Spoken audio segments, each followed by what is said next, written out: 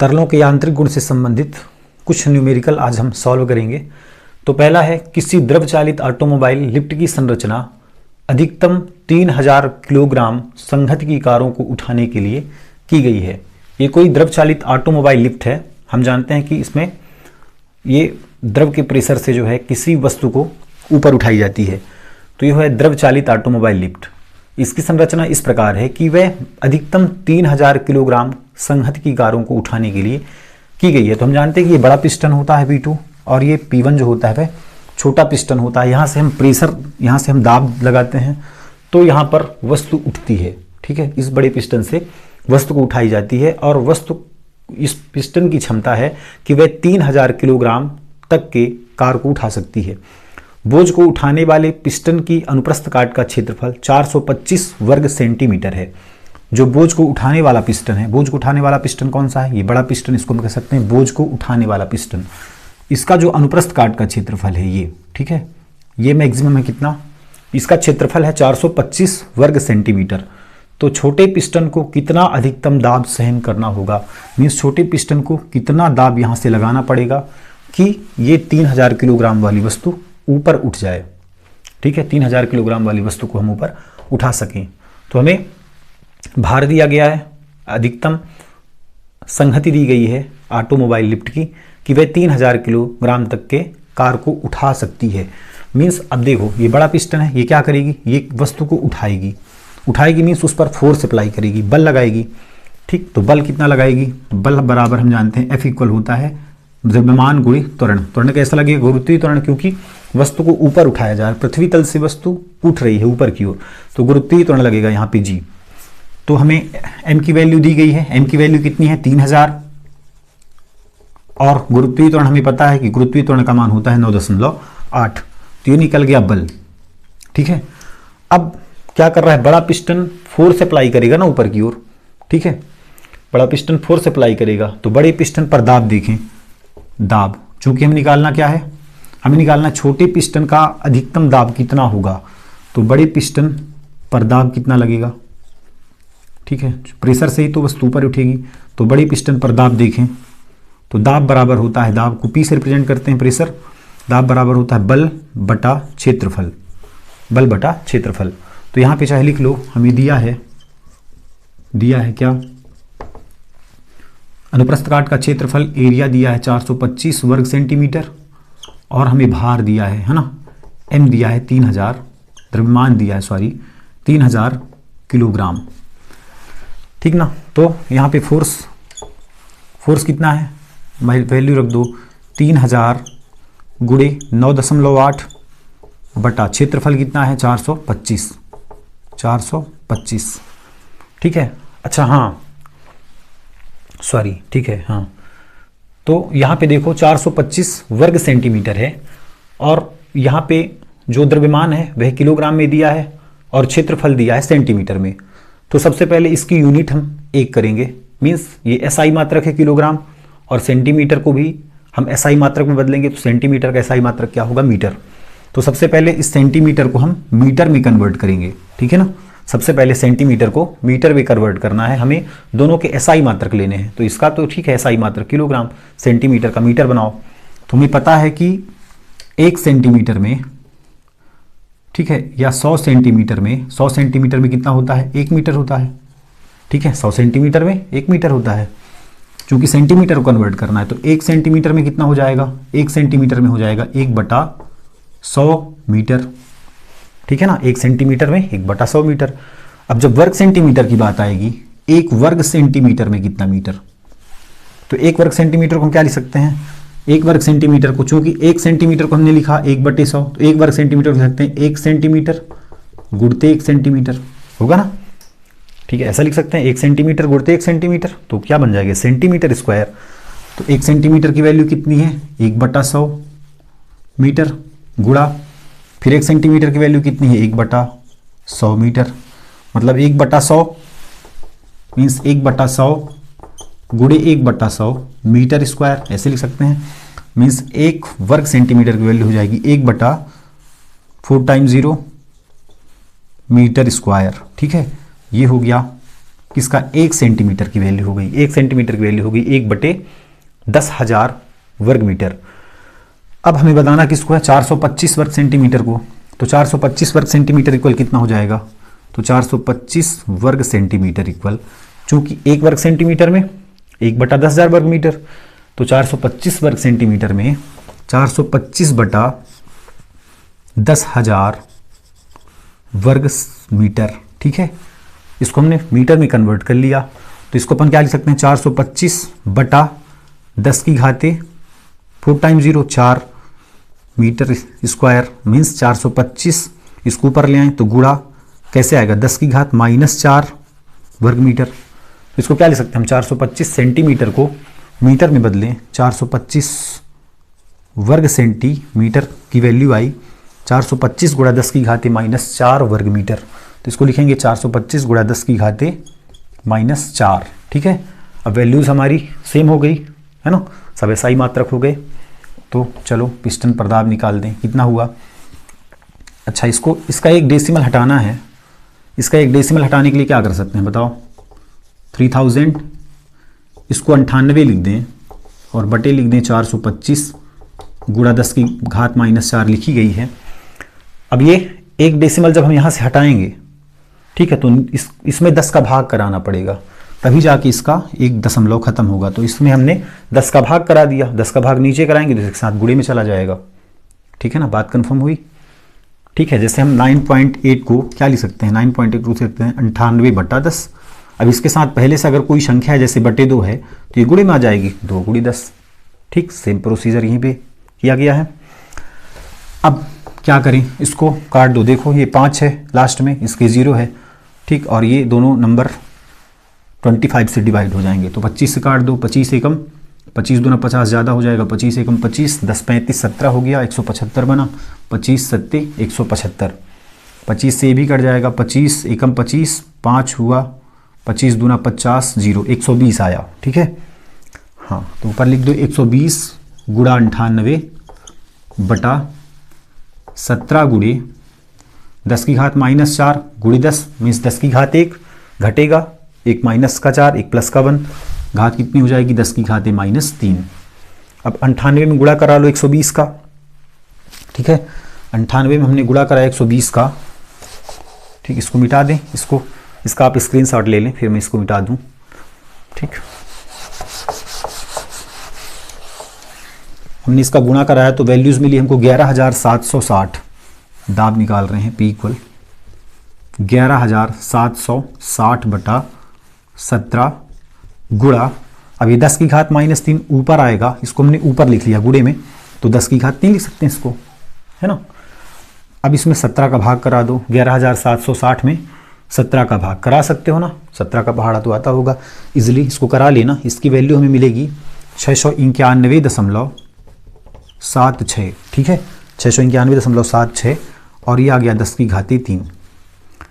अच्छा, एक काम और, यहाँ पे देखो डेसिमल के बाद यदि 5 से बड़ी संख्या है, यदि दशमलव के बाद फर्स्ट वाली नंबर 5 से बड़ी है तो दशमलव के पहले वाली संख्या में 1 की वृद्धि हो जाती है। तो यहाँ पे हो जाएगा 692 दशमलव, ये घट जाएगा 1, इसको 6 लिख सकते हैं, × 10⁻3। ठीक है, अब एक काम यहाँ पे करना होता है कि जो 10 की पावर होती है, जो 10 की घात होती है, उसको हम मैक्सिमम कर सकते हैं। ठीक है ना, हमको मैक्सिमम लिखना ही होता है यहाँ पे। एक्चुअल तरीका, मतलब सही तरीका यही है कि इसको हम 10 की घात को अधिक से अधिक लिखें। इसके लिए हमको क्या करना होता है, जो फर्स्ट नंबर होता है उसके बाद हमको डेसिमल लगाना पड़ता है। जो फर्स्ट नंबर होता है, फर्स्ट नंबर कौन सा है, फर्स्ट नंबर 6 है, तो 6 के बाद हमने डेसिमल लगा दिया। ठीक, अब डेसिमल हमने कितने अंक पीछे लाया, 2 अंक पीछे, है ना। डेसिमल को हमने कितने अंक पीछे लाया, 1 2 अंक के पीछे लाया, हमने 2 अंक के पीछे लाया डेसिमल को। इसके बाद नंबर काउंट कर दो, 92 इंटू 10⁻³ इंटू, अब हमने क्या किया, डेसिमल को हमने क्या किया, 2 अंक पीछे ढकेल दिया। तो जब 2 अंक हम पीछे ढकेलते हैं तो 2 0 से गुणा करा देंगे, मीन्स 100 से इसका गुणा हो जाएगा, है ना। अब हमने 6 क्यों नहीं लिखा, क्योंकि डेसिमल अब यहाँ आ गया, डेसिमल का हमने दो डिजिट लिख लिए। ठीक है, काफ़ी है, 1 ही लिख लो, 2 लिख लो, ठीक है ना, 2 काफ़ी होता है, वैसे 2 तो मैक्सिमम ही होता है, इतना ही लिखो। तो ये कितना आ गया, 6.92 into 10⁻³ into 10 to the power, इसको 2 लिख सकते हैं, तो ये आ गया 6.92 गुणा 10 की घाते 5, है ना। दाब निकल गया किस पर, बड़े पिस्टन पर दाब। ठीक, अब चूंकि हम देख रहे हैं ये पास्कल का नियम है ना, तो पास्कल के नियमानुसार जो द्रव होता है, तो द्रव जो दाब आरोपित करती है वह समान भाग में वितरित हो जाता है सभी जगहों पर, ठीक है ना। सभी जगहों पर, सभी दिशाओं में समान रूप से संचरित हो जाती है द्रव का दाब, है ना। सभी दिशाओं में समान रूप से संचरित होगी, मीन्स यहाँ पर जो प्रेशर होगा वो प्रेशर यहाँ पर होगा, यहाँ पर जो प्रेशर होगा वो प्रेशर यहाँ पर होगा, मीन्स सभी जगहों पर दाब एक समान हो जाता है। तो छोटे पिस्टन का अधिकतम दाब कितना होगा, बड़े पिस्टन पर दाब, ठीक है ना, क्योंकि हर जगह दाब एक समान हो गया, तो छोटे पिस्टन का अधिकतम दाब बराबर बड़े पिस्टन पर दाब, ऐसा लिख सकते हैं पास्कल के नियम से, ठीक है। पास्कल के नियम से छोटे पिस्टन पर अधिकतम दाब, छोटे पिस्टन को अधिकतम कितना दाब सहन करना होगा, तो छोटे पिस्टन को अधिकतम, जैसा पूछा है वैसे ही लिख दो, अधिकतम कितना 6.92 इंटू 10 टू द पावर 5 दाब का मात्रक पास्कल होता है ना, दाब सहन करना होगा, ठीक है। बात समझ आई है ना, ठीक ना। या फिर इसके मात्रक सहित लिख दो, दाब सहन करना होगा, या फिर दाब का मात्रक क्या हो जाएगा, बल, ठीक, बल बटा क्षेत्रफल, मीन्स बल का मात्रक न्यूटन और क्षेत्रफल नीचे है तो बटे मीटर स्क्वायर, न्यूटन पर मीटर स्क्वायर सहन करना पड़ेगा, इतना दाब इसको सहन करना पड़ेगा, ठीक है ना। तो डेरिवेशन समझ आया। कोई द्रव चालित ऑटोमोबाइल लिफ्ट है, उसकी संहति है अधिकतम 3000 किलोग्राम तक की कार को उठाने की, बोझ को उठाने वाले पिस्टन की अनुप्रस्थ काट का क्षेत्रफल दिया है 425 वर्ग सेंटीमीटर, तो छोटे पिस्टन पर दाब कितना होगा, तो हम इसके लिए बल निकाल लेंगे, बल से बड़े पिस्टन पर दाब निकाल लेंगे, दाब की जो वैल्यू हमको फाइंड होगी वही वैल्यू छोटे पिस्टन की अधिकतम दाब होगी। क्वेश्चन नंबर 2, किसी आदर्श वायुयान के परीक्षण प्रयोग में वायु सुरंग के भीतर पंखों के ऊपर और नीचे के पृष्ठों पर वायु प्रवाह की गतियां क्रमशः 70 मीटर प्रति सेकेंड तथा 63 मीटर प्रति सेकेंड है, ठीक है। कोई आदर्श वायुयान है, उसका परीक्षण प्रयोग हो रहा है और उसके दौरान वायु सुरंग है, वायु सुरंग के भीतर जब परीक्षण प्रयोग करते हैं तो वायु सुरंग के भीतर कोई आदर्श वायुयान है, उसके भीतर पंखों के ऊपरी सतह पर वायु प्रवाह की गति है 70 मीटर प्रति सेकेंड और पंखे के निचले सिरे पर, ठीक है, वायु प्रवाह की गति है 63 मीटर प्रति सेकेंड और दिया है पंखे का क्षेत्रफल 2.5 वर्ग मीटर। तो उस पर आरोपित उत्थापक बल परिकलित कीजिए कि उस पर लगने वाला उत्थापक बल कितना है, उसका मैग्नीट्यूड कितना है, ठीक है। परिमाण हमें निकालना है किसका, आरोपित उत्थापक बल का, और वायु का घनत्व हमें दिया है 1.3 किलोग्राम प्रति मीटर क्यूब। तो चलिए, हमें गतियां दी गई हैं आदर्श वायुयान के परीक्षण प्रयोग में वायु सुरंग के भीतर जो वायु प्रवाह की गतियां हैं पंखे की ऊपरी सतह पर वह 70 मीटर प्रति सेकेंड और निचली सतह पर है 63 मीटर प्रति सेकेंड। तो हमें दिया है, लिखेंगे दिया है,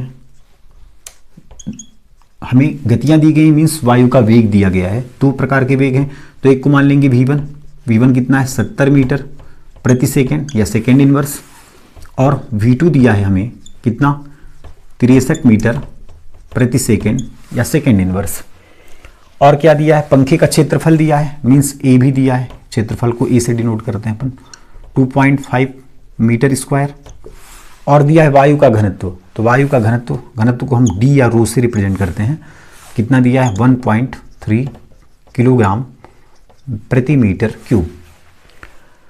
तो हमें आरोपित उत्थापक बल परिकलित करना है और वायु का घनत्व बताना है, ठीक है। तो आदर्श वायुयान है तो यहाँ पर लगेगा बर्नौली का प्रमेय, ठीक है। चूंकि बर्नौली का प्रमेय क्या होता है, कोई आदर्श द्रव या असंपीड्य द्रव किसी नली में जब धारा रेखीय प्रवाह से बहती है तो किसी भी बिंदु पर उसकी कुल ऊर्जा मीन्स दाब ऊर्जा, स्थितिज ऊर्जा, गतिज ऊर्जा का योग सदैव कांस्टेंट होता है, नियत होता है, फिक्स होता है, समान होता है, ठीक है ना। तो आदर्श वायुयान है तो वही बर्नौली का प्रमेय लग जाएगा इसमें भी। तो बर्नौली प्रमेय से क्या होता है, दाब ऊर्जा, स्थितिज ऊर्जा, गतिज ऊर्जा का योग सदैव कांस्टेंट होगा। अब यहाँ दो प्रकार के वेग हैं, है ना, तो क्या लिखेंगे हम, दाब P1, ठीक है, दाब P1, चूंकि दाब अलग अलग होगा ना, ऊपरी सतह पर दाब अलग होगा, निचली सतह पर दाब अलग होगा, तो दाब प्लस गतिज ऊर्जा, गतिज ऊर्जा क्या, हाफ घनत्व आ जाएगा, घनत्व क्या है d, हाफ dv², तो हमने P1 लिखा तो V1 लिखेंगे, प्लस dgh, स्थितिज ऊर्जा dgh, ठीक है ना, इक्वल टू, इधर हो जाएगा P2 वाला formula, P2 plus half dv² plus dgh। अब देखो पृथ्वी सतह से ये वायुयान खड़ी है, तो चाहे उसके ऊपरी सतह की बात करें पंखे की, चाहे पंखे की निचली सतह की बात करें, पृथ्वी तल से ऊंचाई एक समान होगी, है ना, तो हाइट बिल्कुल एक समान हो जाएगी, तो ये वाले टर्म कैंसिल आउट हो जाएंगे, चूंकि इक्वल है ना, इक्वल है, माइनस का इधर आएगा, माइनस का साइन होके कैंसिल आउट हो जाएगा। बचा अपने पास क्या, P1 plus half dv² equal to P2 plus half dv², है ना। अब हमें बड़ी वैल्यू में से छोटी वैल्यू माइनस करनी है। बड़ी वैल्यू क्या है, V1 की वैल्यू बड़ी है 70, V2 की वैल्यू 63। V1 की वैल्यू बड़ी है, मतलब V1 में से माइनस करना है V2 को, तो V1 इधर है, इसको रहने दो, हाफ dv², V2 की इधर ले आओ, माइनस हाफ dv², चूंकि बड़ी वैल्यू में से छोटी वैल्यू हम माइनस करेंगे, V1 में से V2 माइनस करेंगे, तो V2 को इधर ले आते हैं, इधर है P2, अब P1 उधर से इधर आएगा तो माइनस का हो जाएगा P1। अब यहाँ पे दोनों कॉमन क्या है, 1/2d दोनों में है, हाफ d कॉमन हो जाएगा, अंदर बचा V1², यहाँ से बचा V2² इक्वल बचा P2 माइनस P1, है ना। ये क्या निकल गया, P2 माइनस P1, दाबांतर कह सकते हैं या दाब, है ना। अब हमें क्या निकालना है, तो उस पर आरोपित उत्थापक बल परिकलित कीजिए, तो अतः उत्थापक बल, चूंकि हम जानते हैं दाब बराबर क्या होता है, दाब P बराबर बल बटा क्षेत्रफल, तो बल बराबर क्या हो जाएगा, बल बराबर हो जाएगा दाब गुणा क्षेत्रफल, है ना। दाब कितना है, दाब है P2 माइनस P1 इंटू क्षेत्रफल कितना है A, क्षेत्रफल कितना है हमने लिखा ना A, क्षेत्रफल A। अब P2 माइनस P1 कितना है, इसको लिख लो, half dv² minus V2² into A कितना है 2.5, ठीक, केवल मैग्नीट्यूड लिखेंगे, केवल परिमाण लिखेंगे हम, तो ये हो गया हाफ इंटू D की वैल्यू कितनी हो जाएगी, D की वैल्यू 1.3, यहाँ पे V1 कितना है, V1 है 70, तो 70 का स्क्वायर, माइनस V2 कितना है 63, तो 63 का स्क्वायर इंटू 2.5, 1/2 को क्या लिख सकते हैं 0.5, इसको भी डेसिमल में कन्वर्ट कर लें, चूंकि सब दशमलव में है तो इसको भी दशमलव बना ले, 0.5 हो गया इंटू 1.3, 70 का वर्ग 7 7 49 00 माइनस 63 का वर्ग आएगा अपना, 63 का वर्ग बनेगा क्या 3969 3969 गुणे 2.5, तो ये हो गया 0.5 इंटू 1.3। अब इन दोनों को माइनस करेंगे तो आ जाएगा कितना 931, है ना, 931 माइनस कर लेना इंटू 2.5। अब इसका गुणा करा लो, दशमलव का 0.5 का 1.3 से गुणा करा लो, तो ये आएगा कितना 0.5 का 1.3 से गुणा होगा तो आएगा 0.65, ठीक है, यहीं पे ये देते हैं, ये आएगा उत्थापक बल F इक्वल 0.65, ठीक, इन दोनों का मल्टीप्लाइड आया 0.65 इंटू 931 गुणे 2.5, 931 गुणे 2.5। अब 2.5 का भी गुणा करा दो किससे 0.65 से, तो ये आ जाएगा 1.625 गुणे 931, ठीक है ना। अब 931 का भी गुणा करा दो इससे, तो ये आ जाएगा 1512 875 875। ठीक, अब इसको 10 की पावर में कन्वर्ट करना है। हमको पता है कि 10 की पावर में यदि लिख सकते हैं तो लिखना है। इसके लिए क्या करेंगे, सीधे 1 के बाद दशमलव लगा देंगे, मतलब पहली संख्या के बाद ही दशमलव लगा देंगे। अब पीछे से काउंट करेंगे, हमने कितने नंबर पीछे गए, तो 1 2 3 नंबर हमने पीछे गया। ठीक है, 1 2 3 नंबर पीछे गए हम, तो 3 नंबर पीछे गया। दशमलव के बाद 3 डिजिट हमने बहुत लिख लिया, है ना। अब दशमलव तो यहाँ लग गया ना, तो दशमलव के बाद पूरे डिजिट थोड़ी लिखेंगे 6 ठो, केवल एक ही लिख लो, या फिर 2 या 3। तो हमने तीनों लिख लिया, 5 1 2, और दशमलव हमने यहाँ पे लगा दिया। मतलब दशमलव को हमने 1 2 3 अंक पीछे खिसकाया। मीन्स हमको इसको 3 टाइम्स 0 से मल्टीप्लाइड करेंगे, मीन्स 1000 से। इसको 1.5 आंसर आ रहा है, तो एक डिजिट भी लिख सकते हो 1.5 बस। ठीक है, चूँकि इधर 1 2 बहुत छोटे नंबर्स हो जाएंगे, तो 1.5 ही सही रहेगा। 10 टू द पावर 1 2 3 बल का मात्रक है न्यूटन, है ना। तो ये निकल गया आपका उत्थापक बल 1.5 × 10 to the power 3 newton. Okay, thanks.